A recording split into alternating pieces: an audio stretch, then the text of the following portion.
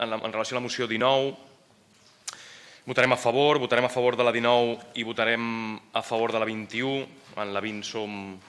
la presentem conjuntament. En relació a la 19, entenem que és necessari que cap barri de la ciutat tingui mancances de connectivitat amb el seu entorn més proper i d'aquesta manera no es pugui garantir una mobilitat sostenible i accessible per a totes les seves veïnes. El cas de Sant Feliu és una evidència de mancances i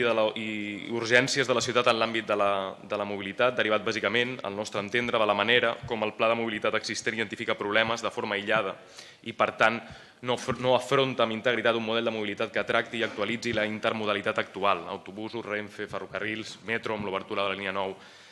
actual. Aquesta mobilitat es troba organitzada de forma caòtica al nostre entendre i deixa molts forats, com és el cas de Sant Feliu, però no és l'únic, perquè la mobilitat s'ha organitzat a base de pegats i amb un model d'urgència, en comptes d'anar cap a un model integrat en format de xarxa o teranyina, tal com ja s'està fent a d'altres municipis de l'àrea metropolitana. Per tant, creiem que afegit al contingut d'aquesta moció caldria convocar potser una taula de treball de transport públic a la ciutat,